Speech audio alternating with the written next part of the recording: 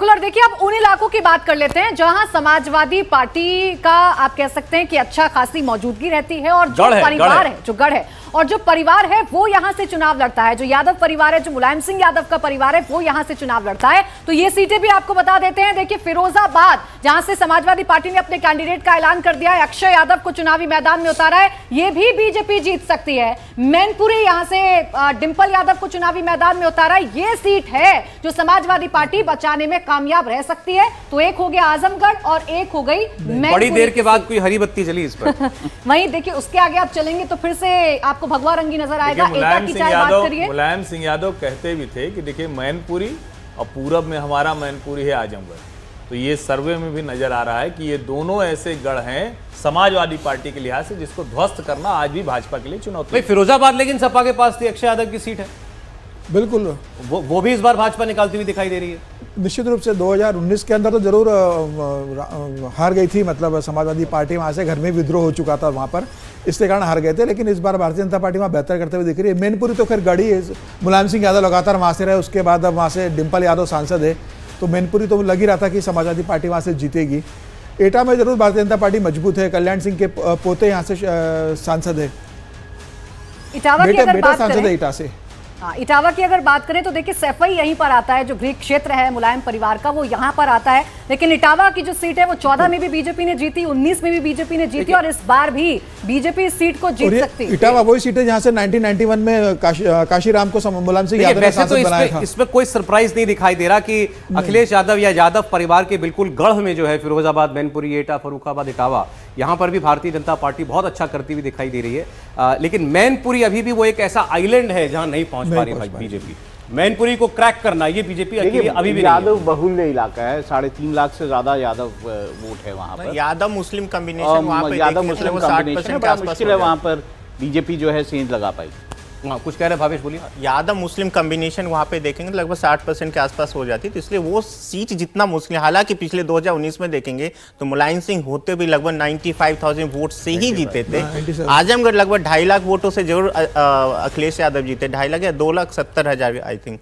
लेकिन मैनपुरी में उनको प्रॉब्लम हुई थी, जबकि सपा बसपा का गठबंधन था और एक तरफ ये कयास लगाया जा रहा था कि कहीं नजदीकी मुकाबला बीजेपी जीत न जाए। लेकिन फिलहाल की स्थिति यही है कि जो बीजेपी जिस पर दाव खेलना चाहती है, साक्य वहाँ पे यादव के बाद जो साक्य कॉम्बिनेशन पे उनके बीजेपी जाना चाहती है, बहुत ज़्यादा चैलेंज नहीं पेश कर पाएगी क्योंकि ये एक गढ़ जरूर है और 60% वोट जो उनका एक थ्रेशोल्ड है वहां पे टूटता नजर नहीं आ रहा। इसलिए देखिए आप इस बात को, अब ये परिवारवाद का इल्जाम भाजपा लगाया, नरेंद्र मोदी लगाया अखिलेश यादव के ऊपर, वो ठीक है, लेकिन अखिलेश यादव इससे पीछे हटते नहीं है। उन्होंने आज अब भी जो टिकट बांटे उसमें 3 टिकट शायद उन्होंने अपने परिवार को दिए अभी भी। तो उसमें उस लिहाज से अगर मैं संजय जी से जानना चाह रहा हूं सर, उस बेल्ट के अंदर जो आपका फैमिली का इलाका है, जहां गांव है आपका, जहां से मुलायम सिंह यादव थे, उस इलाके के अंदर भी अगर एक सीट छोड़कर बाकी सब भाजपा ले जा रही है, तो ये क्या बता रहा है? देखिए जितनी सीटों का जिक्र अभी तक किया गया है सौरभ, हवा रुख किस ओर है बहुत साफ है।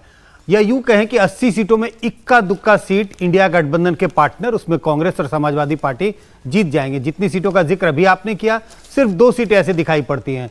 पूरब की ओर जाएं तो वहां आजमगढ़, और सेंट्रल यूपी के आसपास के इलाके को देखें तो वहां मैनपुरी। ये 2 सीटों को छोड़ करके कोई भी ऐसी सीट नहीं है जहां पर कांटे का मुकाबला भी होता हुआ दिखाई पड़ता है।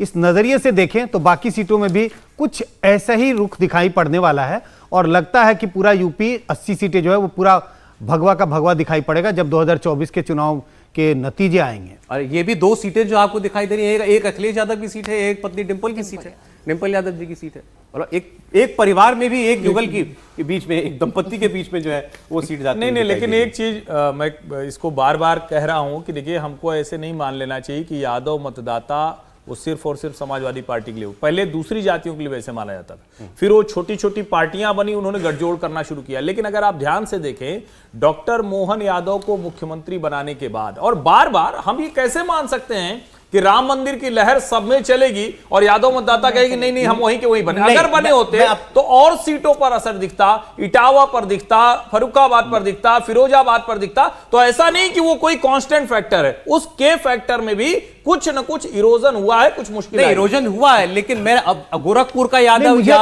मथुरा का यादव जो है वो बीजेपी की तरफ जा रहा है, तो इसमें कोई हैरानी की बात नहीं है। हैरानी की बात मेरे लिए अगर एटा का इटावा का जा रहा है, वो समझना हमको चाहिए कि वो उस गढ़ का यादव भी जो है वो छिटक गया इस बार।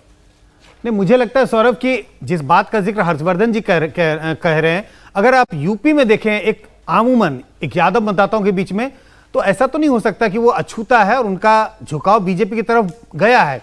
लेकिन जिन दो सीटों पर अभी दिखाई पड़ रहा है कि समाजवादी पार्टी जीत सकती है, वो 2 सीट कौन है, आपने जिसका जिक्र किया, एक जगह अखिलेश यादव लड़ सकते हैं और दूसरी जगह डिंपल। मुझे लगता है अभी भी उनका जो यादव मतदाता हैं उनके लिए ये 2 एक सिंबल के जैसे हैं कि भाई आप समाजवादी पार्टी के दूसरे नेताओं को तो शायद वोट ना करें, आपके साथ अभी भी हम खड़े दिखाई पड़ते हैं। तो इसीलिए केवल एक मैनपुरी और एक आजमगढ़ बचाने में कामयाब समाजवादी पार्टी इस बार हो सकती है। तो ये बड़ा अभी तक का जो सर्वे है ये तो बहुत ही खराब स्थिति इस वक्त जो है गठबंधन के लिए दिखा रहा है, इंडिया गठबंधन के लिए। और भारतीय जनता पार्टी का स्वीप एक तरीके से अब आपको दिखाई देगा उत्तर प्रदेश के अंदर। जो हवा बह रही है, जिसको अभी बिल्कुल खुल करके कहा भावेश ने, ये राम लहर है, ये राम मंदिर की लहर है और जय श्री राम ये नारा गूंज रहा है इस वक्त। अभी आप बात कर रहे थे हमसे कुछ कि ग्रामीण इलाकों में और शहरी इलाकों में क्या अंतर आपने पाया सेंटिमेंट में लोगों के? देखिए, बिल्कुल सही करें। वैसे तो एक शहर में और खास कर देखें तो बहुत पहले बीजेपी को चिढ़ाया जाता है कि ये शहरों की पार्टी, शहरी लोगों इनको वोट करते हैं। लेकिन आज के डेट में देखें और एक पैटर्न देखें 2014 के बाद आप देखेंगे बीजेपी लगातार अपने आप को जो रूरल एरिया उसमें मजबूत करती जाए। उसमें जो राम मंदिर का जो इशू है, जो राम मंदिर का इनॉग्रेशन है, उसमें एक बहुत कैटलिस्ट की काम कर रही है। इसका असर सबसे ज़्यादा जो है रूरल में है और वो यूपी में भी है और अदर जगह, जैसे संजय जी ने कहा तमिलनाडु में है, बिल्कुल है तमिलनाडु में। लेकिन तमिलनाडु में जीतने के लिए वो स्थिति में है या नहीं है, वो देखने की बात है। नहीं तो लोग जब आप जाते हैं, आपकी भाई आप जैसे सर्वे होता है कि आप जहां आप किस पार्टी को पसंद कर रहे हैं, किसको वोट करेंगे, नाम क्या आता है सीधा? योगी मतलब उसमें कुछ कोई और नाम भी आता है, कोई वो वजह बताते हैं या बस मोदी? देखिए, सिर्फ हमारा राम का मंदिर बन गया इसीलिए?